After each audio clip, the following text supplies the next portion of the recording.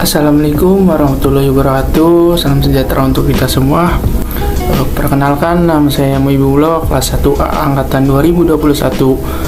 Jadi topik yang akan saya bahas pada hari ini yaitu mengenai konsep dan teori dasar ilmu pemerintahan dengan dosen pengampu Ibu Dewi Nur Aziza SIP MA, mata kuliah dasar-dasar ilmu pemerintahan.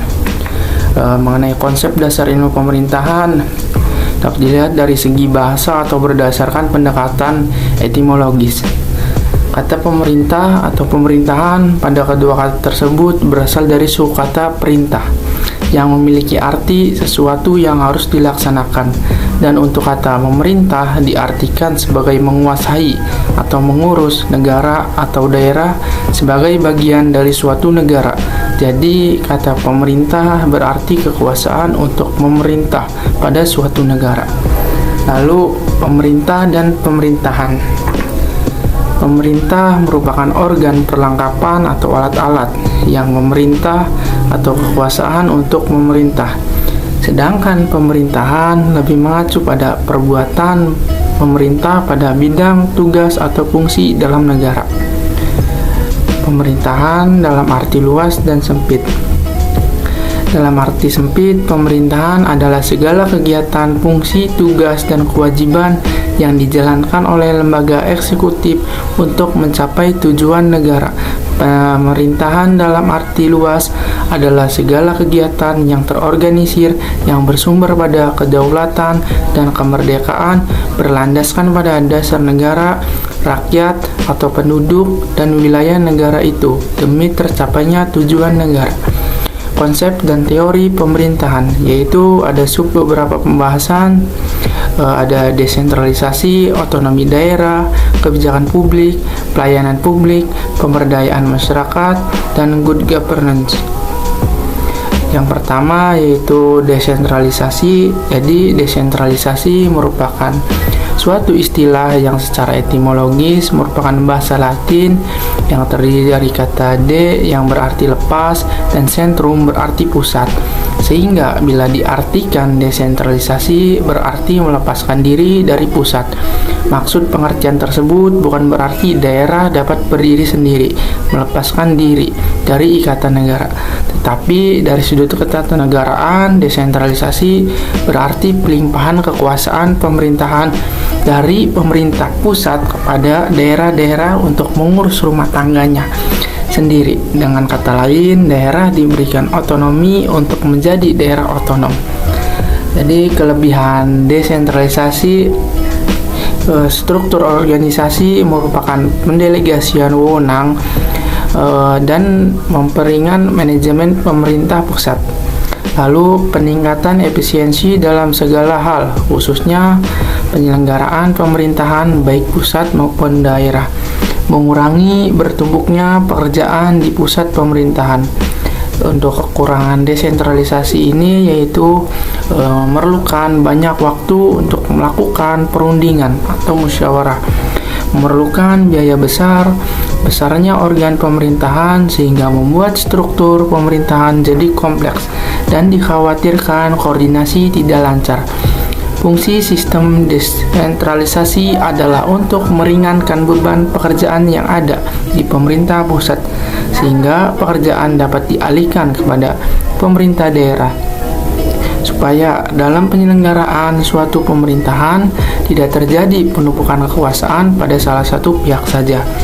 Untuk tujuan desentralisasi adalah agar terwujudnya suatu pemerintahan yang demokratis melalui pelayanan masyarakat yang efektif, efisien, dan ekonomis. Untuk pembahasan berikutnya yaitu mengenai otonomi daerah. Jadi otonomi daerah adalah kewenangan daerah otonom untuk mengatur dan mengurus kepentingan masyarakat setempat menurut Prakasa sendiri berdasarkan kepentingan masyarakat setempat. Menurut Prakasa sendiri berdasarkan aspirasi masyarakat sesuai dengan peraturan perundang-undangan pada sistem otonomi daerah. Terdapat beberapa istilah yaitu desentralisasi, dekonsentrasi, dan tugas pembantuan. Desentralisasi yaitu penyerahan wewenang pemerintahan oleh pemerintah kepada daerah otonom untuk mengatur dan mengurus urusan pemerintahan dalam sistem negara kesatuan Republik Indonesia. Dekonsentrasi yaitu pelimpahan wewenang pemerintahan oleh pemerintah kepada gubernur sebagai wakil pemerintah dan atau kepada instansi vertikal di wilayah tertentu. Tugas pembantuan yaitu penugasan dari pemerintah kepada daerah dan atau desa dari pemerintah provinsi untuk melaksanakan tugas tertentu. Untuk perbedaan ketiganya yaitu sudah sangat jelas yang sudah saya sampaikan tadi dalam definisi-definisinya. Untuk dekonsentrasi dan desentralisasi kita ambil dari kata pelimpahan dan penyerahan. Penyerahan yang dimaksudkan adalah tindakan menyerahkan secara sepenuhnya segala urusan pemerintahan di daerah dari pemerintah pusat kepada pemerintah daerah itu sendiri sebagai urusan rumah tangganya. Pelimpahan adalah pemindahan dalam hal hak atau kewenangan. Jadi jelas perbedaannya bahwa penyerahan adalah sepenuhnya menyerahkan, di mana pertanggungjawaban secara utuh menjadi milik pemerintah daerah itu sendiri. Sementara dalam hal pelimpahan, segala urusan di wilayah itu tetap menjadi tanggung jawab pemerintah pusat. Artinya, dekonsentrasi hanyalah dalam hal teknis dan pelaksanaan pemerintahan. Sementara desentralisasi adalah bahwa suatu daerah itu menjadi sepenuhnya di bawah kekuasaan pemerintah daerah.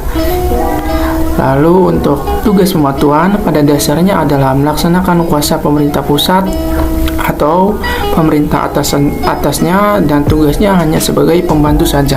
Wewenang sepenuhnya masih kepada yang menugaskannya. Dan perbedaan lainnya kita bisa lihat dari sumber keuangannya, yang dimana dekonsentrasi dan tugas pembantuan menggunakan APBN, sementara desentralisasi menggunakan dana APBD. Untuk pembahasan selanjutnya yaitu mengenai kebijakan publik. Di kebijakan publik dipandang sebagai tindakan pemerintah.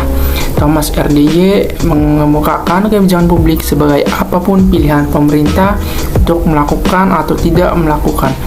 Prinsip kebijakan publik pada praktik ketatanegaraan dan kepemerintahan terbagi dalam 3 prinsip. Yang pertama yaitu cara merumuskan kebijakan publik atau formulasi kebijakan. Yang kedua yaitu cara kebijakan publik diimplementasikan. Yang ketiga yaitu cara kebijakan publik dievaluasi. Lalu ada beberapa kriteria untuk menentukan suatu kebijakan, yaitu sebagai berikut. Efektivitas. Jadi untuk mengukur suatu alternatif sasaran yang dicapai dengan suatu alternatif kebijakan dapat menghasilkan tujuan akhir yang diinginkan. Lalu yang kedua, efisien. Dana yang digunakan harus sesuai dengan tujuan yang dicapai.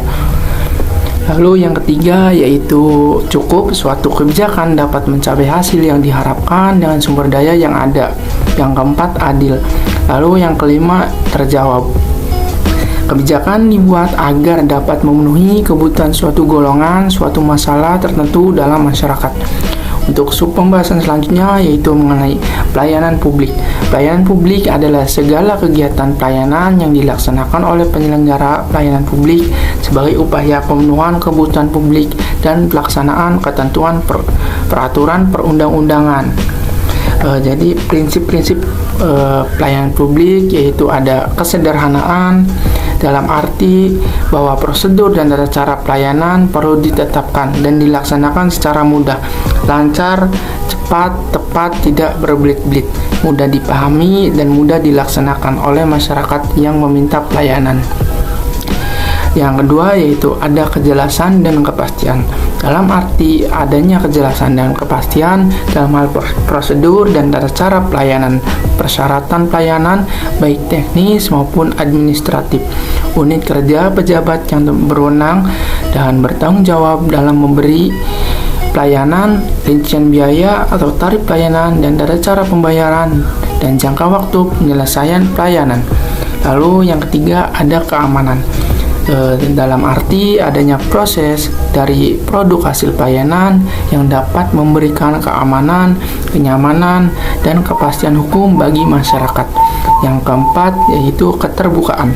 Dalam arti bahwa prosedur dan tata cara pelayanan, persyaratan, unit kerja, pejabat penanggung jawab, pemberi pelayanan, waktu penyelesaian, rincian biaya atau tarif serta hal-hal lain yang berkaitan dengan proses pelayanan wajib diinformasikan secara terbuka agar mudah diketahui dan dipahami oleh masyarakat, baik diminta maupun tidak diminta.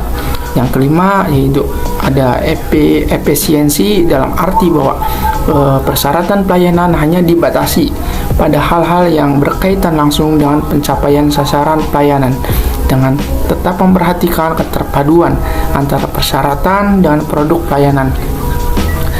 Yang keenam yaitu ada ekonomis, dalam arti bahwa pengenaan biaya atau tarif pelayanan harus ditetapkan secara wajar dengan memperhatikan nilai barang dan jasa pelayanan, kemampuan masyarakat untuk membayar, dan ketentuan perundang-undangan yang berlaku.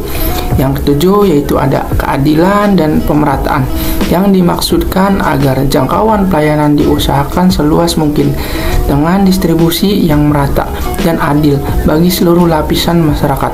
Yang kedelapan yaitu ada ketepatan waktu, dalam arti bahwa pelaksanaan pelayanan harus dapat diselesaikan tepat pada waktu yang telah ditentukan.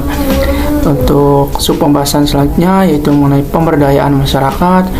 Jadi pemberdayaan masyarakat adalah suatu kegiatan yang berkesinambungan, dinamis, secara sinergis, mendorong keterlibatan semua potensi yang ada secara evolutif dan keterlibatan dengan semua potensi.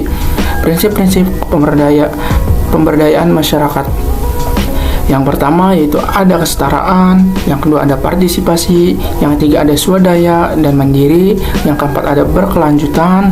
Lalu untuk tujuan pemberdayaan yaitu ada perbaikan kelembagaan seperti better institution, yang kedua ada perbaikan usaha, better business, yang ketiga ada perbaikan pendapatan, better income, yang keempat ada perbaikan lingkungan, better environment, dan yang kelima ada perbaikan kehidupan yaitu better living, yang keenam ada perbaikan masyarakat, better community. Untuk pembahasan terakhir yaitu mengenai good governance. Perbedaan government dan governance terletak pada konsepnya. Government lebih merujuk pada subjek yang mengatur suatu badan instansi pemerintahan, sedangkan governance lebih merujuk pada tata pengelolaan strukturan pemerintah sendiri pemerintahan. Aktor dalam menjalankan governance adalah government, swasta, dan rakyat yang memiliki posisi sejajar, memiliki kesamaan, kohesi, keseimbangan, peran serta yang paling mengontrol. Dalam konsep government, aktornya tunggal atau terfokus hanya pada birokrasi pemerintahan yang mendominasi berbagai peran dan fungsi. Good governance adalah keseimbangan pelaksanaan peran dan fungsi antara negara, pasar, dan masyarakat. Good governance adalah governance, tata pemerintahan yang dijalankan pemerintah, swasta, dan rakyat secara seimbang, tidak sekedar jalan melainkan harus kategori yang baik atau good. Prinsip-prinsip good governance. Konsep good governance telah terselenggaranya apabila memenuhi prinsip-prinsip tertentu. Dalam buku Kewarganegaraan dan Masyarakat Madani 2019 karya Heri Herdiawanto dan kawan-kawan dijelaskan prinsip-prinsip penyelenggaraan good governance yaitu partisipasi, penegakan hukum, transparansi, daya tangkap, berorientasi konsensus, berkeadilan, efektivitas, akuntabilitas, bervisi strategis. Demikian penjelasan dari saya, kurang lebihnya mohon maaf. Wabillahi taufiq wal hidayah. Wassalamualaikum